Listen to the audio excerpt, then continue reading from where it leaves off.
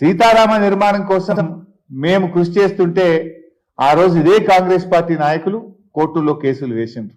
ఇది నేను చెప్తున్నదే కాదు, ఇక స్వయంగా తుమ్మల నాగేశ్వరరావు గారు ఆ రోజు ఏం చెప్పారో ఖమ్మం జిల్లా మంత్రి గారు మీరే వినండి ఒకసారి. మళ్ళీ ఈనాడు కేసీఆర్ గారి ప్రభుత్వంలో నాకు ఈ జిల్లాని సంపూర్ణంగా మిగిలిపోయినటువంటి బృహత్తర కార్యక్రమాలు పూర్తి చేసే అవకాశం మళ్ళీ కేసీఆర్ గారు నాకు ఇచ్చారు. అందుకనే ఈ జిల్లాలో మిగిలిపోయినటువంటి సాగునీటి పథకం, నేను కలలుగన్నటువంటి పథకం, ఈనాడు ముఖ్యమంత్రి గారి చేతులకి మీదుగా శంకుస్థాపన చేసినటువంటి ఈ జిల్లా జీవనాడి, ఈ జిల్లా ప్రజల చిరకాల వాంఛ గోదావరి జలాల్ని ఈ జిల్లా రైతాంగానికి ఇవ్వాలని ఆనాడు కాంగ్రెస్ ప్రభుత్వం ఆనాడు మొదలుపెట్టినటువంటి దుమ్మగూడాన్ని వాళ్ళ స్వార్థం కోసం, స్వలాభం కోసం, సొంతం కోసం, కమిషన్ల కోసం దాన్ని చిందరవందర చేసి ఒక్క చుక్క నీళ్లు ఇవ్వకుండా 2000 కోట్లు దగా చేసినటువంటి కాంగ్రెస్ పార్టీ పాలకులు ఈ రోజు ఇరిగేషన్ ప్రాజెక్టుల గురించి, కేసీఆర్ గురించి ఒక్క మాట మాట్లాడే నైతిక హక్కు లేదు అని చెప్పి ఆ పార్టీ నాయకులు విజ్ఞప్తి చేయదలుచుకున్నాం.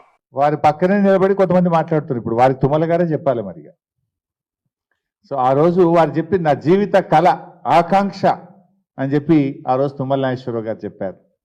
మరి ఈరోజు ఆ పార్టీ నాయకులు ఏం మాట్లాడుతుండో కూడా మనం చూస్తూ ఉన్నాం.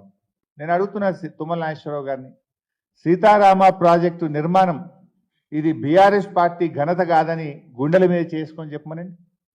నిజంగా కేసీఆర్ లేకుండా ఇంకొకరుంటే అంత గొప్పగా ఖమ్మం జిల్లా గురించి, సీతారామ ప్రాజెక్టు గురించి రూపకల్పన జరిగేదా అని నేను అడుగుతా ఉన్నా ఈరోజు.